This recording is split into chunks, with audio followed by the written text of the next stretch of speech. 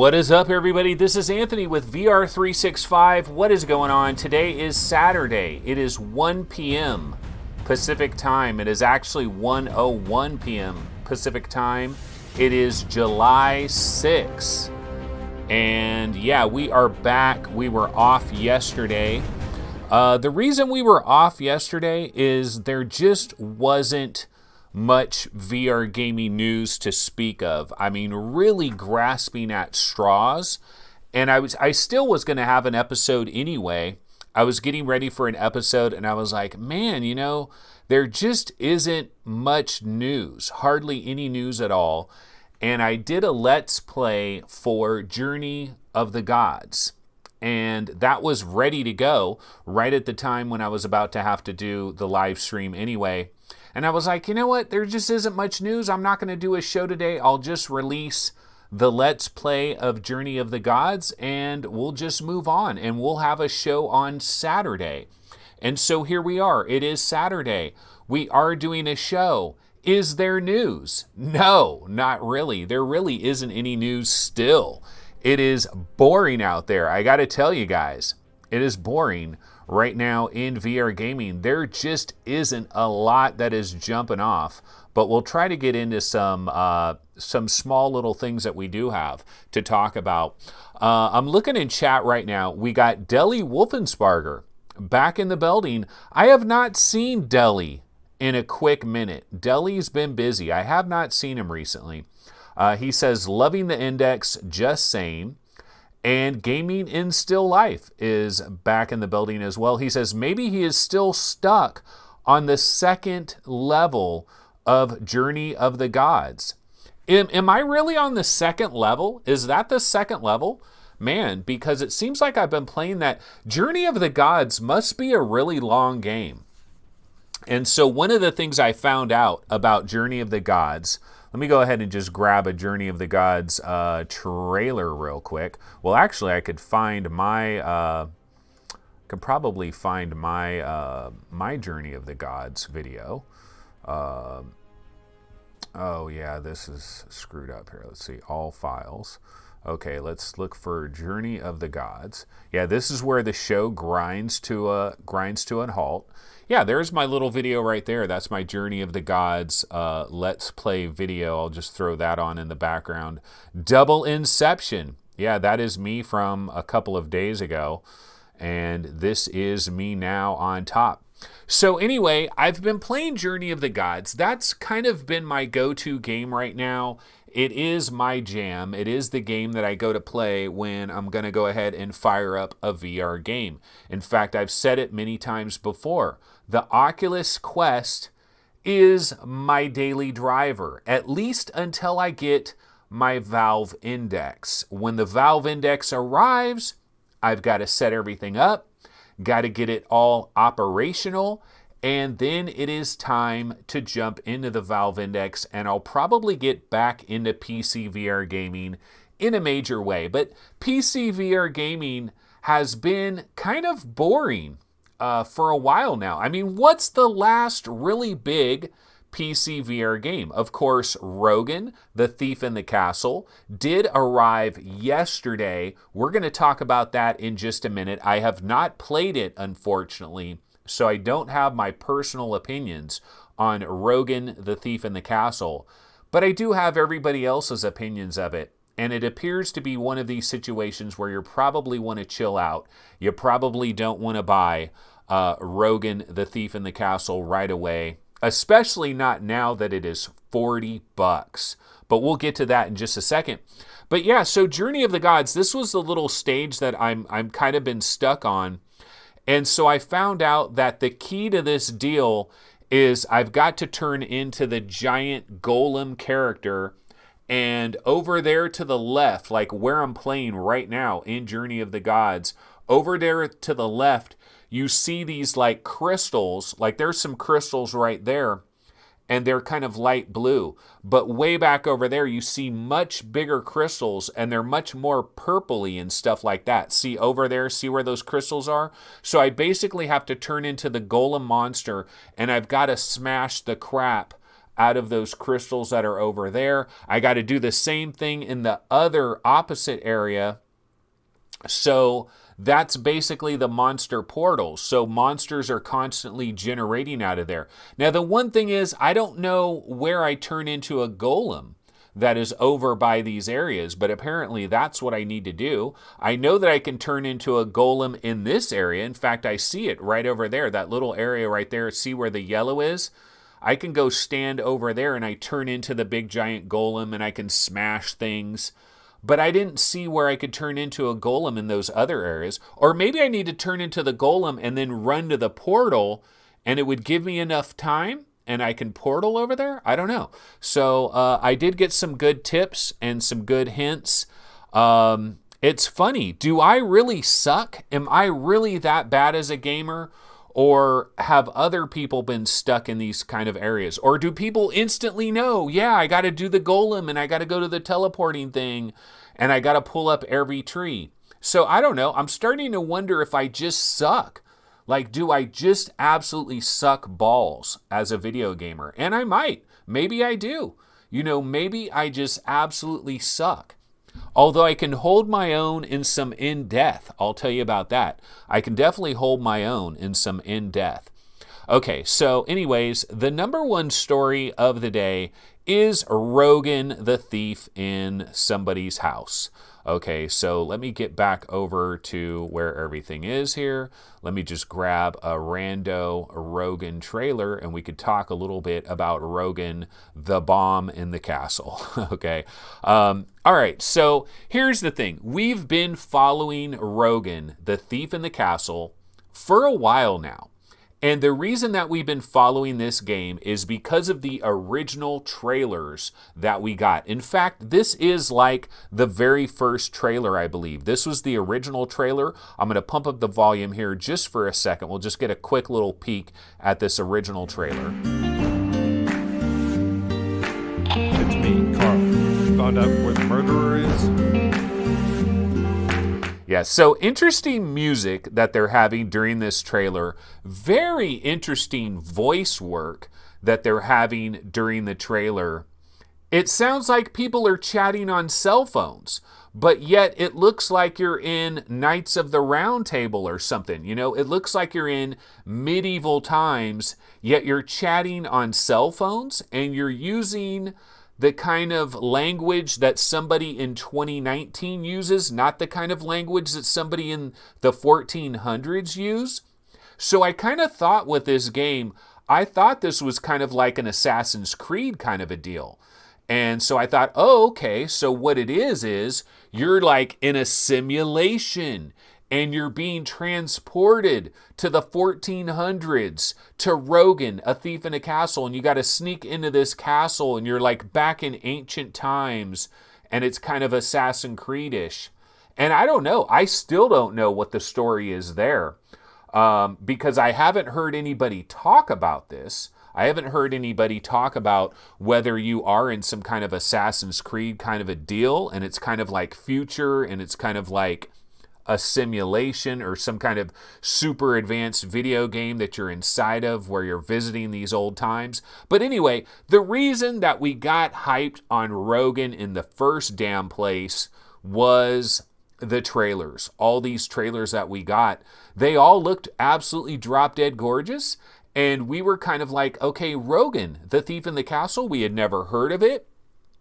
And we thought, okay, this might be a diamond in the rough. This might be one of these VR games that we don't really know anything about. It kind of comes out of the woodwork, and maybe it's going to shock it. And maybe it's going to be one of these next level VR games. And then trailers continued to come out. We got more and more trailers, all of them looking drop dead gorgeous. So it kind of bolstered this idea that Rogan, the Thief in the Castle, is going to be graphically intense stealth VR game that might be really cool. Then, of course, we found out about the pre-orders for it. And this was like, I don't know, like 10 days ago or whatever, we found out about the pre-orders and the price. The pre-order price, I believe, was like $27 roughly. And the full retail price, $40 bones, 40 bones, $39.99, and you could pre-order it on the Oculus Store. You could pre-order it on Steam. And so when we saw the full banger price, $39.99, and the pre-order and all of that, and it's available on Oculus, and you could go to the Oculus Rift Experiences area and the coming soon games, it had a little thing for Rogan, and it had the pre-order and all of that. And so I kind of figured, well, man, if it's featured on the Oculus Store, then maybe somebody from Oculus has played the preview build of this game and they feel like it's a really high quality game. And so they decided to give it some love on their Oculus Store. Now that's me just completely assuming something and not really knowing anything. So all of these things added up and we thought, okay, well, Rogan, the Thief in the Castle, might be kind of hyped. So it came out yesterday and the results are in. And basically, it looks pretty terrible, folks. Like, basically, the gameplay of this game is kind of craptacular. That's what a lot of people are saying. I need to pop... Okay, wait. Do I have my chat popped? I got to find my chat if I popped it. Okay, so I got my chat popped out. Let me go ahead and scroll back a ways here, and let's see what some of these people are talking about Rogan, because these guys have been talking about Rogan for a while here. Oh, Gaming and Still Life says there is a golem in every area. Deli Wolfensparger says VR 365. Dude, you are a great gamer. I am, really? Because I don't know. Based on like a lot of these Let's Plays and these things that I've been getting stuck in, I kind of think like I'm an ass gamer, like capital ASS. Slayblaze says stereo overlap in Rogan for Windows mixed reality headsets didn't work yesterday. Haven't tried it today to see if they've fixed it yet. Oh yeah, so there's lots of complaints about Rogan, by the way. Let me go ahead. Okay, so one of the major complaints that we're hearing about Rogan is the game kind of looks blurry. So a lot of people have said like it has this blurriness, like it's got some kind of blurry problem that is going on, and they believe that this is something that the developers can fix very easily, something about the anti-aliasing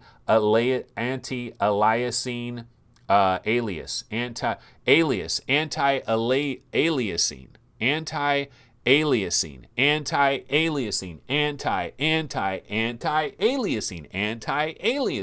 I have a problem saying anti-aliasing. I want to say aliasing for some weird ass reason. But anyway, so there's some kind of weird thing that is going on with the blurry graphics. People are complaining about that. The other major complaint that everybody has is the fact that you basically have this hood that is in your field of view. And it might be like an anti-motion sickness kind of a thing. See these characters that are walking around with these weird-ass rhinoceroses helmets that they're wearing? Basically, you are the thief, and you are in the castle, and you are going to don their outfits, and you're going to try to sneak around, and you're going to try to do whatever you got to do, right? Well, when you put on their outfits, now you are in their helmet, and their helmet is going to obscure your field of view, which is very similar to some other games like Eagle Flight. For example, in Eagle Flight, it has like you're in a bird head basically, and so you kind of get a little bit of your bird beak going on there, and it kind of like, again, is designed to kind of ground you into the experience, so you have an anchor into the experience. You're moving around quickly, but you've got the anchor of your bird beak. Also, in L.A. Noir, okay, the VR case files, you are a police officer and you have your police hat on, basically. And you kind of see your police hat in the field of view as well. And so I've wondered about a lot of these games that do this. Sometimes I'm wondering, are they trying to like save performance? Like they're making the actual window of the game smaller, and are they trying to save performance? Or is it all about motion sickness, and they're trying to avoid motion sickness? Or is it a combination of both of those factors? Or is it a developer just being stupid and just trying to get stupid with it? Be like, oh yeah, this is cool, man. Let's put the helmet into the FOV, blocking part of your view because you're like in the helmet, man. So it might be that as well. So a lot of people have been complaining about all of those things. The other thing, some people have been complaining about the scale, that the scale is all off. We've had that in a lot of VR games, actually, where the scale just does not match up and everything seems just a little bit off. In fact, I played something, I can't remember what it was now, but I played something very recently where the scale was really off. Like your hands were gigantic. Everything that you were holding in your hands was gigantic. Man, I can't remember what game that was, but I know the scale was very much off. But let me go back to chat and see what some of these folks are complaining about. Okay, so scrolling back down here, and let's see. Yeah, Vanilla Skyrim is blurry as F. That is VR Mania Q. Paolo Triani says, I'm anti-alien too. It isn't racist yet. Okay, yeah, so it depends on what aliens you're talking about here. Girillo says, I was disappointed because I thought we were going to get to play as Joe Rogan. Yeah, all right. You know, it's funny, the whole Joe Rogan thing. This is kind of a side topic on Joe Rogan, but have you ever guys, I mean, you guys probably haven't seen this because you're adults. You are adults, but I have teenagers that live in my house, right? And so they watch all kinds of crazy YouTube crap. So I get exposed to all kinds of YouTube stuff that the average person does not get exposed to unless they happen to have teenagers, right? And so one of these shows that my kids have been watching is called Impulsive, and it's Logan Paul. You know the Logan Paul guy, the YouTuber Logan Paul, pretty famous YouTuber guy. And he basically is doing a freaking podcast. And he like really loves Joe Rogan because he keeps, like he says like his dream is to basically be the equivalent of Joe Rogan. And I was like, really? Really? That's your dream? To be the equivalent of Joe Rogan? I just thought that was funny. Anyways, Sash the Dash says, I paid 40 bones for Blood and Truth. Sure, but you got a great game in Blood and Truth, where Rogan looks kind of craptacular. Deli Wolfensbarger says, the art looks great. Sad to hear people don't like the gameplay. Slayblaze says, I watched some guy live streaming Rogan yesterday for over an hour. It wasn't terrible. He did about 6 or 7 levels. It just seemed a bit boring. Yeah, so let's see. I'm continuing to scroll up. And yeah, so they're talking about me getting stuck in my games. Okay, so John Devlin says, LOL, it's funny because it's true. My generation, we grew up getting stuck in games back in the 1990s, so we figured it out back then.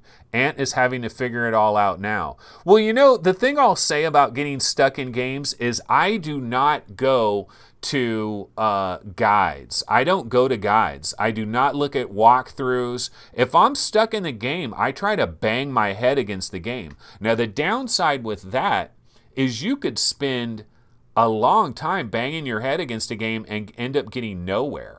John Devlin says, Ant, you do kind of suck at playing games. Sorry to say, it's no big deal. You're old. Okay, there we go. Go ahead, pile on. So you didn't grow up playing these types of games. We have come a long way from Pong. Damn, this fool is just killing me. Okay, Gaming Science Teacher says, I could not for the life of me figure out how to throw the lightning in the demo. Okay, she's talking about Journey of the Gods, the demo of Journey of the Gods. Journey of the Gods is a solid game. I like that game. I feel good about that game. And Slayblaze says, oh my God, Logan Paul, really? Deli Wolfensparger, Gak, Logan Paul. Dude, I've got teenagers, man. I've got teenagers. If you've got teenagers, you're going to see Logan Paul on your goddamn screen. The other thing I see all the time is the Nelk Boys. The Nelk Boys from Canada. Have you guys ever heard of the Nelk Boys? That's another YouTube thing that I see all the time. Dude, these guys, the Nelk Boys, let me go on a quick little Nelk Boy rant, actually. In fact, let's go to the Webby browser. I want to show you guys what I'm talking about. So there's these YouTubers, they're called the Nelk Boys. They're in Canada or something. Let me just show you this because it is funny. So let's go YouTube and Nelk, I guess. Is it Nelk Boys, Nelf Boys, Nerf Boys? Something like that. It's these Canadian dudes, and they're always doing like stunts and shit, and causing major problems, man. These guys are always causing problems. Okay, so yeah. So check this out. Let's go to the webinar real quick. Just humor me with this. Okay. Oh, snap. I never added chat to the webinar. So hold on, I got to copy in chat to the webinar. Okay, yeah, these are the Nelk boys, brah. You gotta love the Nelk boys. Okay, so again, if you're a teenager, you know about Nelk boys. I am not a teenager, but unfortunately, I have the teenagers in my house. Thus, I see these dudes all the time. And it's one of those things by osmosis, okay? By osmosis, I'm going to accidentally see some of their episodes and some of their stuff. And I just wanted to go on a quick little rant about these guys, okay? So these guys are really funny, these Nelk guys. The guy in the middle with the dark hair, he's the main guy. He's hilarious. Like, he should be on like Saturday Night Live or something. Dude has legit talent. Like, that main guy, he has legit talent. Like, seriously. Very talented, because he can go into any situation and he can just pretend like he can pretend and he is all in, absolutely all in. Like, the one thing I love about these guys, they are all in. I mean, they are 100% all in. They are committed. These guys are pot committed, and I absolutely appreciate that. I can appreciate the fact somebody that is 100% pot committed, they don't give a damn, they are all in, and they don't care about the ramifications. But one of the problems I have with these guys is, like, they'll have videos of these guys where they go into a classroom where a teacher, like at a college, like a legitimate college, a teacher is teaching a legitimate class. There's 50, 60 people that are in the class. They're studying, they're working, and these Nelk boys, they sneak into the class and they do a bunch of dumb shit, and then they're like, F this, I quit. I'm quitting school anyways. And then they freaking bounce out of the classroom and they ruin everybody's time. And I'm trying to explain to my teenagers. No, I'm explaining to my teenagers. I'm like, dude, what these guys are doing, this is bad karma. This is going to catch up with them. You don't ruin everybody's day and get away with it just for shits and giggles on YouTube. I mean, sure, it might be a funny YouTube video, but this type of shit causes problems. There's like old people that, there's old people that are there when some of this shit is happening, and you're like raising their blood pressure and shit. Like these Nelk boys need to understand that. But anyway, yeah, they're hilarious. It's pretty funny. And if you have teenagers, you probably know all about them. But yeah, I can't believe I just spent like 10 minutes on the Nelk boys. Okay, so let's go back here. How did I get onto that topic anyway? Yeah, you just never know what the hell is going to happen on VR 365. Okay, so we were talking about Rogan, the thief in the castle, and basically the bottom line, folks, stay away. Stayaway.com at $40, no bueno. No bueno. So do not mess with Rogan, the thief in the castle. I know the graphics look absolutely freaking jaw-droppingly gorgeous, but wait until you can grab this puppy for like $8 or $9. That's kind of what I've heard about it. I might try to get a key for this and see if I can try it myself, but I heard it's about 3.5 hours, and basically like the AI enemies are kind of brain dead, and so so it's mostly graphics is pretty much what we're talking about here. Okay, so let's go to story number 2. And let me see. I gotta do a quick look for something. Sorry to. I'm wasting your guys' time. I'm wasting your guys' time talking about Nelk, explaining how they're wasting all these other people's time, the professor and the students and everything. Okay, so our next story in this incredibly exciting week of VR news. Oh my God, so exciting! So our next story is Gran Turismo. And basically the word is that the next Gran Turismo is very likely to feature VR in a very major way. And this story is actually on, I believe, Road to VR. Had some stuff about this story. So let me bounce over to Road to VR and see if I can find this. Yeah, let me pull this puppy up.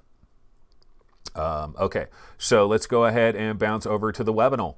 So here it is, Gran Turismo Studio, the next game to embrace past, present, and future, suggests VR support. So they're not coming out and saying, yep, absolutely VR support. This game is VR all the way and twice on Sunday. Not exactly that. Okay, Kazunori Yamauchi. And you want to talk about people, you know, when they fall in love with like Japanese developers, Kazunori Yamauchi of Polyphony Digital. This is another guy that people fall in love with. They put this guy on a pedestal and they feel like this guy is the second coming of the Lord. Okay, so anyway, Yamauchi says that not only is the next Gran Turismo game already in the works, but it will embrace the past, the present, and the future. Yamauchi says he believes in the future of VR and confirms that it's very suited for a driving game. Absolutely. It is absolutely very suited for a driving game. And then we go down a little bit further here and he says, the first thing that's going to be affected by more power is VR. Yamauchi told GT Planet, I don't think there's anything else that requires that much processing power. I really like VR. I'm one to believe in the possibilities of it, and it's very suited for a driving game. Well, gee, what do you know? Next year, what are we going to get? Sometime in November of next year, PlayStation 5. So PlayStation 5 is coming very soon. It is not very far away. November of 2020, PlayStation 5 likely to arrive at your local Best Buy, at your local Target and Walmart stores, Costco, etc., probably with a $499 price point, probably 500 bean pies for your PlayStation 5. Now, will we get a brand new Gran Turismo game day and date with PlayStation 5? Hell no. In fact, if we do get another Gran Turismo game, it'll probably be in the final weeks of PlayStation 5's existence. Because these guys put Duke Nukem Forever to shame. These guys work on games longer than you could possibly imagine. They take forever and a day to make a game. That's just the way they're perfectionists. You know, Kazunori Yamauchi, perfectionists like a mofo. But the good news is that VR is a big part of what they're talking about here. So VR is something that really depends on the evolution of GPU power and the hardware for it, like display devices even, Yamauchi continues. It's something where you can never have enough computing power. There's always going to be that hardware limit, and that limit is never going to be high enough for us. Obviously, that's going to gradually improve over time, and we'll make sure to follow that. So bottom line here, folks, is the good news is that the next Gran Turismo, very, very likely to feature VR support. And also, in other good news, when you think about it, remember, next November, we're going to get PlayStation 5. We're not getting PlayStation VR 2. I hate to break it to you. PlayStation VR 2 is not going to arrive until at least November of 2021. Now, the good news with that is neither is this next Gran Turismo game, and it's not going to arrive then either. The new PlayStation VR 2 will probably be available for about 2 or 3 years before this next Gran Turismo game finally does arrive, but it will have VR support, and we like that, and we embrace that. So that is good news. Let's see. Okay, so another little news story. Again, you know, we're light on news. We are going to be scraping the bottom of the barrel when it comes to news. And now I got to find another trailer here. So let me go ahead and look for it. And of course, I don't have the trailer. So instead of going to the trailer, we will go to a website. Okay, let me get back to where we need to be here. And right here, this is the story. Okay, so let's go back to the webinar. My apologies. Okay, so Sairento VR. Now, this was actually yesterday's news story, but Sairento VR, Sairento, whatever the hell you want to call it, don't name things funny style. Give me a simple name. How about Bubbles VR? It's hard to mispronounce Bubbles VR. Name it simple. You name it Sairento, Nintendo, whatever. Something VR. Okay, so it launched in Europe yesterday. Surprisingly enough, it is arriving in North America for PlayStation VR owners this Tuesday. Yeah, we're talking about Sairento VR coming to PlayStation VR. Now, the craziest thing about this, though, folks, is if we go to the PlayStation Store link, the European one, look at that price, guys. What is going on here? What is going on? Is that 35 pounds? Do my eyes deceive me? That looks like 35 pounds. 35 pounds? What the hell is going on here? That's like double the price on Steam. It's like double the price on Oculus. Why is this 35 pounds? So when this comes to the United States, the glorious US of A, where everything is beautiful and wonderful, when this comes to us on Tuesday, you're telling me this thing's going to be like $39.99? This is going to cost the same price as Blood and Truth? What is going on here? Or maybe will it be $29.99 because they'll drop it a little bit? But that price seems really out of whack. Now, the good news is if we go to the PlayStation VR subreddit, let me scroll down here. There are some people that have been playing this early. Right here, Sairento is fantastic. Okay, Sairento is fantastic. It's becoming clear that slowing time for violence in VR never gets old. Blood and Truth started it, but Sairento takes it to another level. You'll probably want strong VR legs for this one, but its excellent free locomotion move scheme after a bit of tweaking is very empowering. So this guy really liked it. So yeah, anyways, I have no idea why it's that expensive. Is anybody talking about the price in here? Because I want to know what the hell is going on with the price. Because 35 pounds is batshit insane. Okay, oh, well, they're saying 24 pounds physical, 35 pounds digital. Crazy. You're telling me it's crazy. Yeah, that doesn't make any sense. I wonder if it's just like some kind of a mistake or something. But yeah, Sairento VR is out there, and it is going to be coming to PlayStation VR users on Tuesday in North America. Okay, let's see. Well, I can check. Let me check chat and see if what people are talking about here. Let me make it a little bit bigger. Let's see. Yeah, okay. The 2080 Super comes out on August 1st. Really? The 2080 Super? Oh, yeah, the 2080 Super. That's right. I was thinking 2080 Ti Super. Yeah, we don't have one of those. One of those have not been announced yet. Sairento Quest is my new favorite game. It is so fun. That is Slay Blaze. Sairento. Okay, Main Fan says Sairento.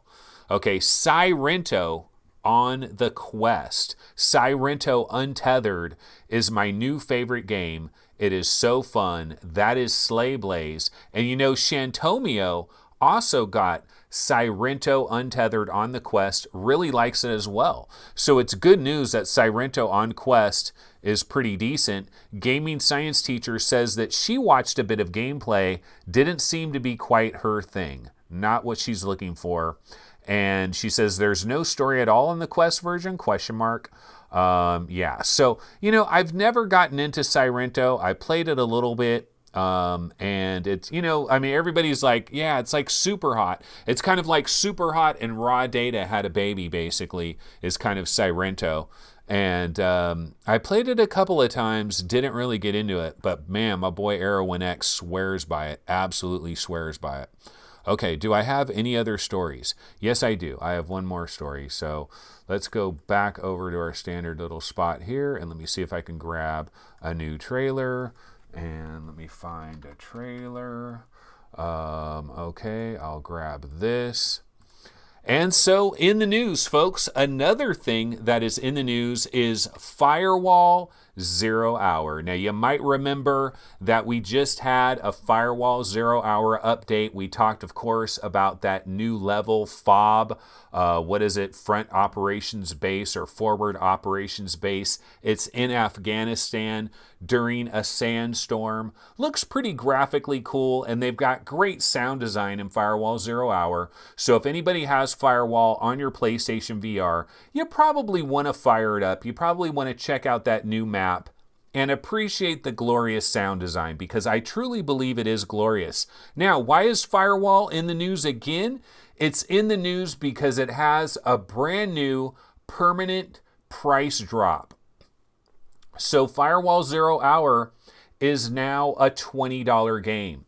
So the standard price is $19.99, $20. But the nice thing about that is when it goes on sale, it's now going to go even further. So it's going to drop down to maybe $15, maybe even $10 if it's 50% off in a sale. So we do have a new permanent price for Firewall Zero Hour. Yeah, these are the kind of exciting news stories I have to share with you guys today. Okay, and so that's pretty much most of the exciting news that I have on tap for today. But guess what? We've got the announcement of a brand new VR game that could change the entire scene. It is a killer app. No, it isn't. It is not a killer app. We're actually going to talk about killer apps in just a second here.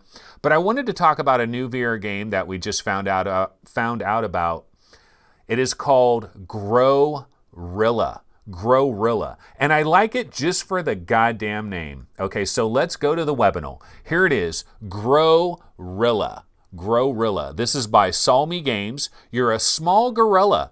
You're equipped with the incredible ability to grow by eating. Such an incredible ability. A stealthy survival game that quickly evolves into an intense battle as you grow into an oversized monster. Yeah, Rilla. Rilla. Look at this. Looks pretty tight, right? Looks pretty cool. You can run, hide, and climb while you're small to avoid enemies. You can use the enemy's own weapons against them. And once you're big, it's time to go all out and get your revenge on the military. So it's kind of like King Kong before he became King Kong. Or what was that other game? It was like Joe, not Joe of the Jungle, but Joe something, that big giant gorilla. It wasn't quite King Kong. But you know, I like the look of it. It kind of reminds me of what's that game that's coming from Paw Stamp Studios? Land of Amara. You know, very green, very colorful, very vibrant. Yeah, so this is Rilla, and you gotta love a little ghost like that standing over there. That's cute. So yeah, this is coming sometime this summer. In Rilla, you play as a small gorilla just escaped from a terrible military testing facility. So you are an experimental gorilla. But you know what? I did grab a trailer for this. Why don't we go ahead and check it out on a slow news day? This is the kind of stuff that you want to do. So I'm going to go ahead and pump the volume up on Firewall Zero Hour, and we're going to take a quick little look at Rilla. Contract fulfilled. Initiating payments via encrypted transfer. PlayStation. Hey, welcome to a gameplay video of Rilla, our upcoming VR game. You play as a small gorilla who's escaped from a medical testing lab, and you're out to get your revenge on your tormentors.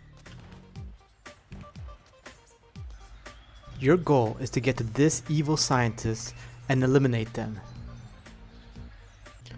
Movement is incredibly intuitive.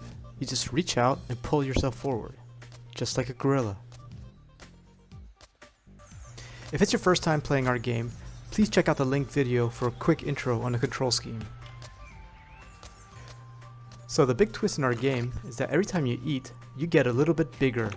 Hence, Rilla.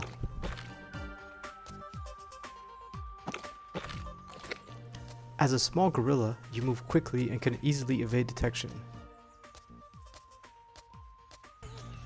As you get bigger, you grow more powerful. but also easier to spot, so watch out. Your enemies will take notice.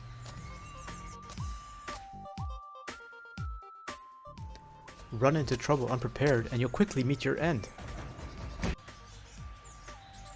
But it's easy to fire up a new round and quickly jump back in. And each time we generate a whole new map for you. Alrighty, well that is Rilla. Not the most exciting trailer, of course. Kind of reminds me a little bit of like Giant Cop and those kind of games where, you know, you're towering over a bunch of little tiny people that are running around. And I like the idea, though, that you kind of start off small and then you become this giant gorilla.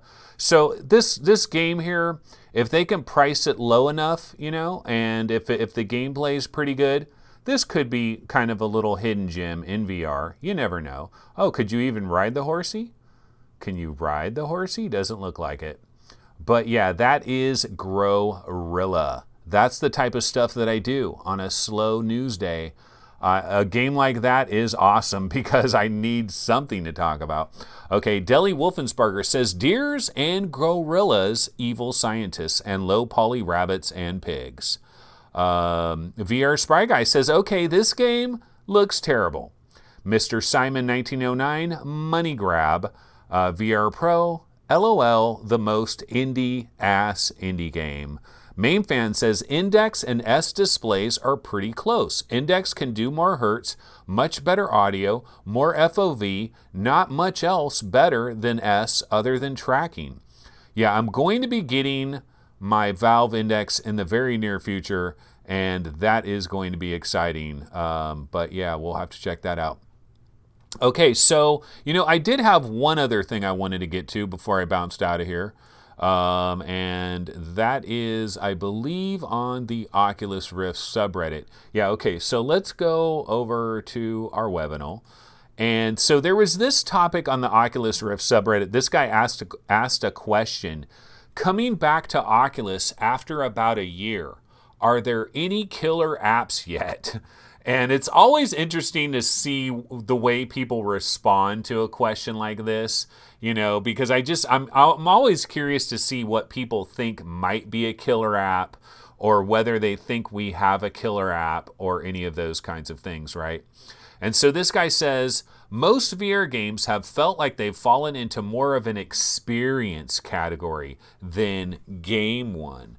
Is there anything new that you can sink some hours into and get your money's worth?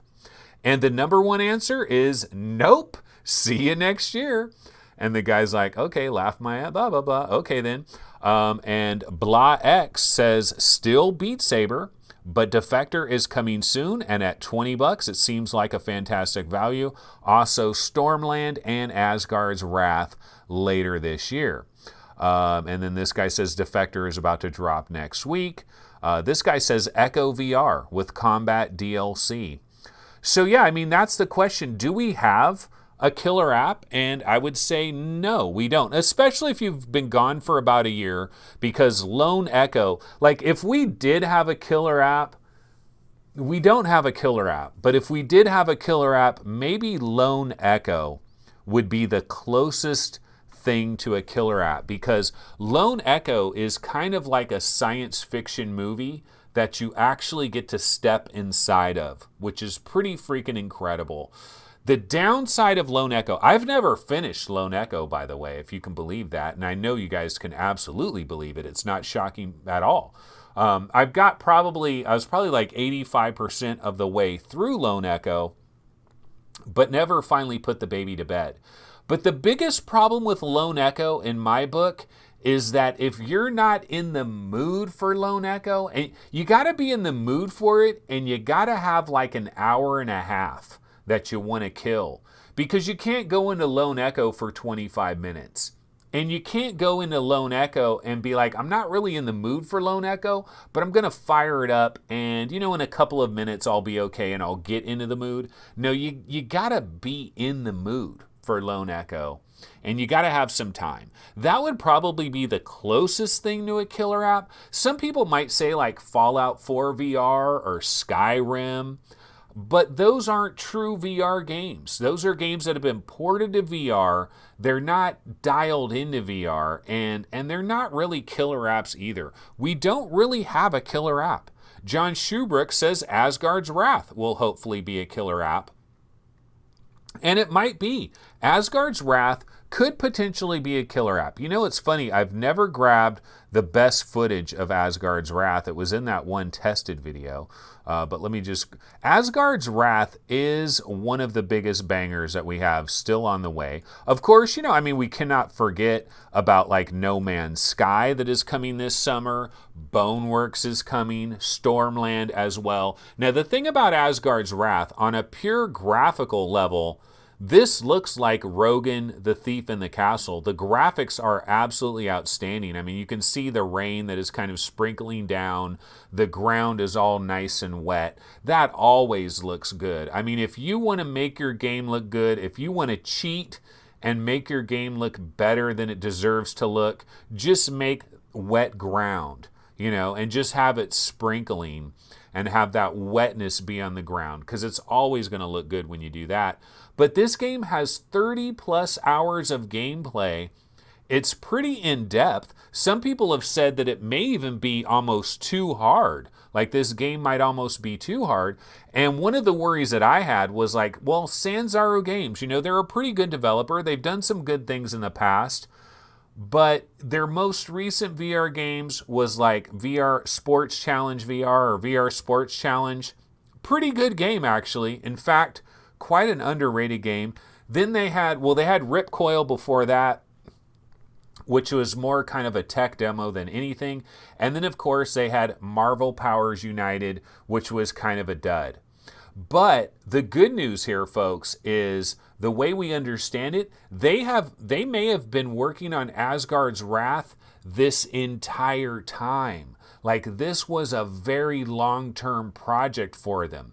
So it's possible that like when Oculus went to Sanzaru Games, they said, look, long time ago, like years and years and years ago, they might have went to Sanzaru Games and said, look, we want a freaking killer app like none other. We want something that is going to show people what VR is capable of, and you're going to work on this baby for a long time. This is a long-term project, but what you're going to do is you're going to break off into splinter projects, and you're going to give us Rip Coil, and you're going to give us VR Sports Challenge, and you're going to give us Marvel Powers United VR. But while you're doing all of that, you're going to be working on this puppy, and this is the real puppy. And this game is going to be out later this year in the fall. Unfortunately, you know, taking a little bit longer than we were hoping for. But this is the kind of game that you can sink your teeth into. 30 plus hours. Some people have said, you know, you can spend 50 plus hours in this game. That's if you're like going off and doing all the side quests and everything. But just running through the main story aspect of the game, probably about 30 hours, which is more than enough gameplay as far as I'm concerned. Absolutely more than enough. Graphics are jaw-droppingly gorgeous. So it all looks great. The big question we have is when. So could this potentially be a killer app? It's possible. It could be. Boneworks. Also, remember the secret Valve game. The secret freaking Valve game. It's supposed to come later this year, right? I mean, worst case scenario, even if it doesn't come out this year, I got to imagine we'll at least get to look at this Valve game. We'll find out what it is. We'll get to see it. That's a possible killer app. But I've always said about killer apps, if you've got to ask the question, then you don't have a killer app. And if you go back in time and you think of all the biggest killer apps that we've ever had throughout the history of video gaming, it's not very common. It's not very common. I mean, think of the killer apps that we've had. Like truly legitimate killer apps where nobody had to ask the question, do we have a killer app? And there's two things that I think of immediately.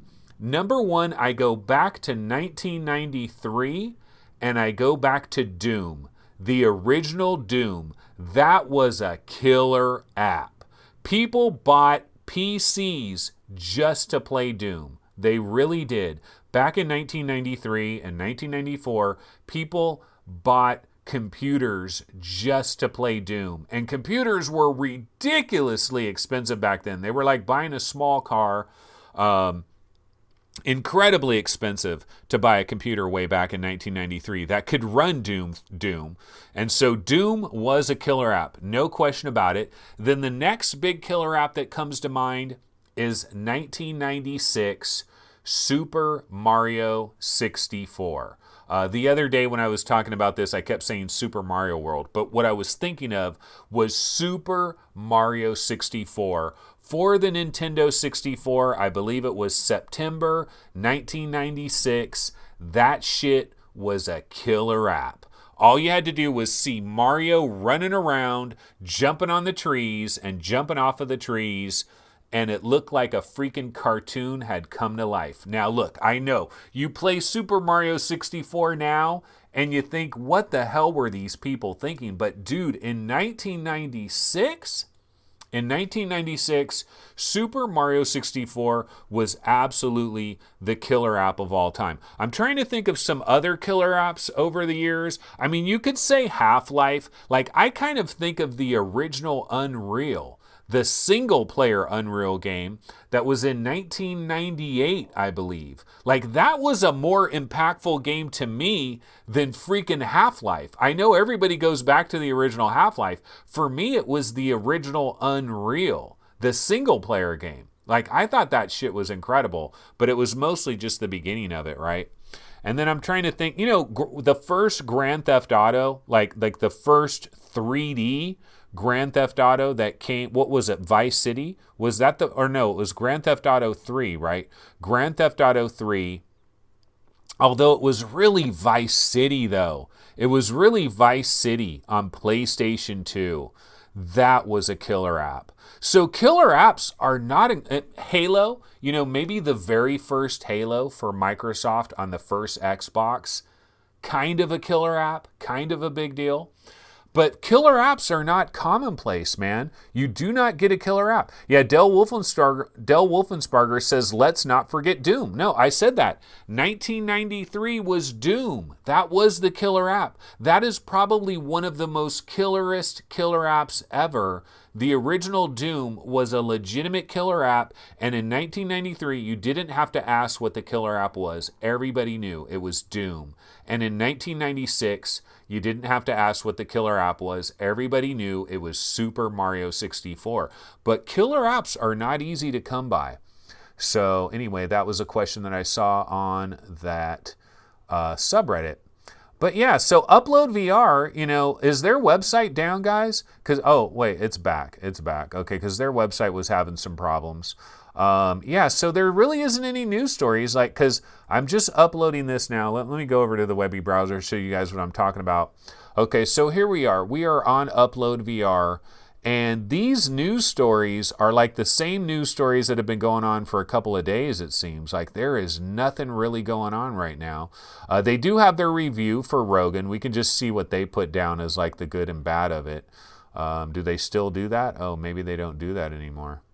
Here they do it at the very bottom. The good, absolutely gorgeous to look at. Some fun stealth interactions. The bad, too stripped back and simple to fully embrace VR stealth.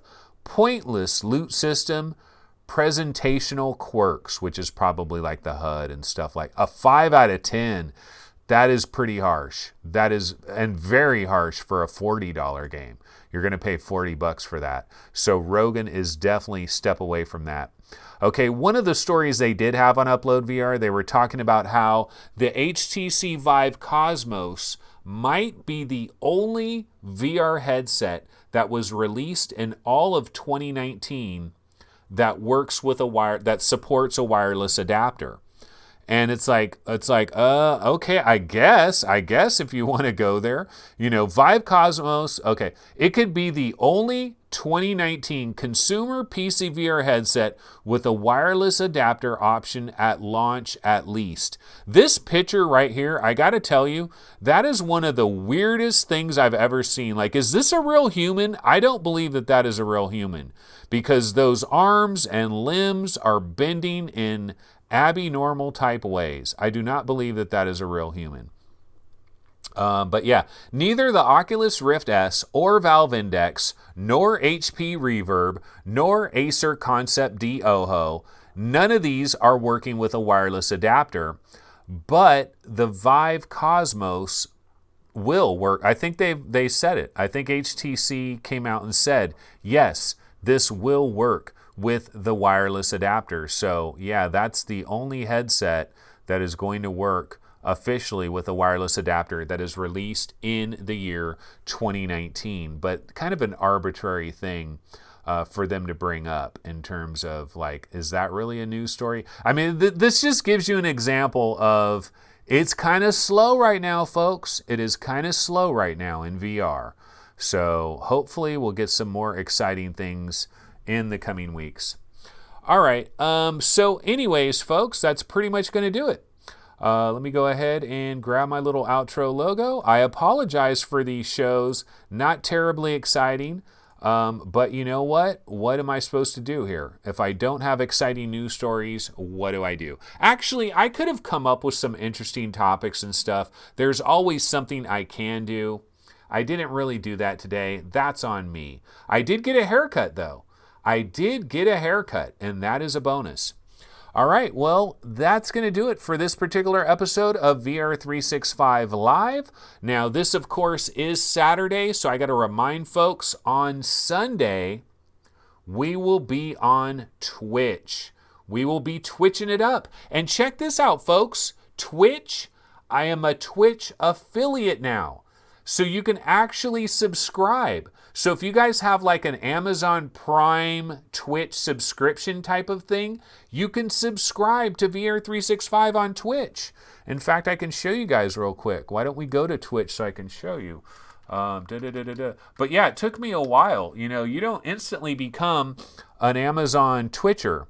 You know, it takes a little while here. But let's see, I'm going to go to my channel.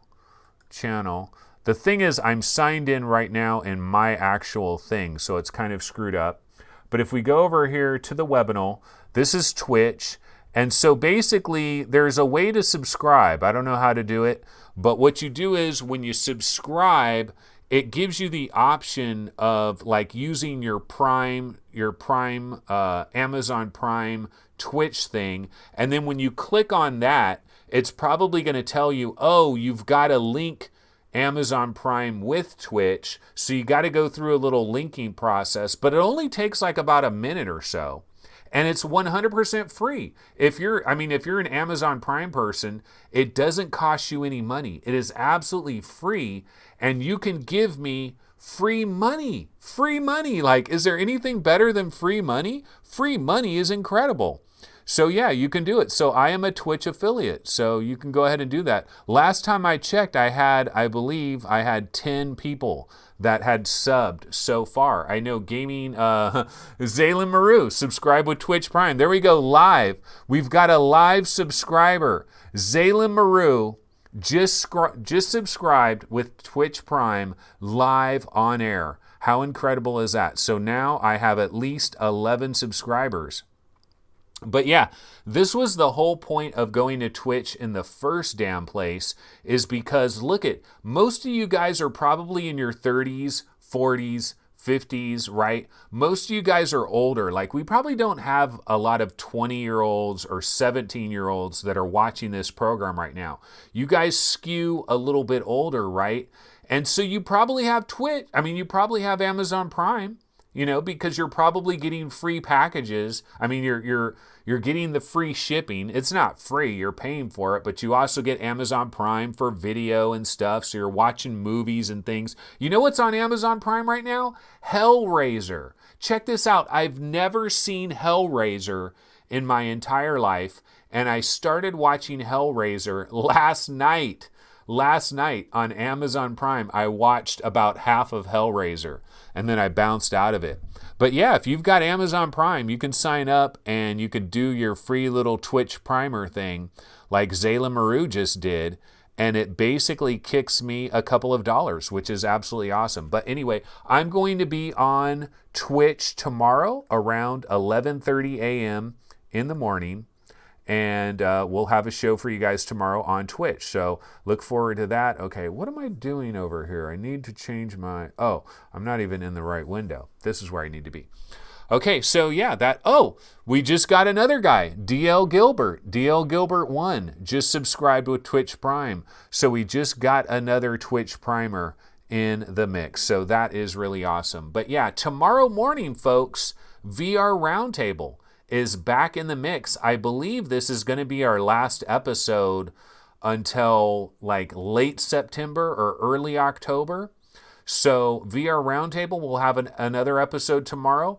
Again, you're going to get Steve and Gary's impressions on the Valve Index after having it for a much longer period of time rather than just having it for a couple of days. Now they've had time to sink their teeth into a lot of different VR games, playing it on their Valve Index. So we're going to have VR Roundtable tomorrow morning, and then after that, you guys can bounce over to Twitch, and I'll be twitching it up a little bit for our Sunday Fun Day show on Twitch, and then Monday I will be back on YouTube. All right, well, that's going to go ahead and do it. I will see everybody tomorrow on Twitch and on the VR Roundtable show. See you guys then. Everybody have a wonderful Saturday. Take it easy. Later.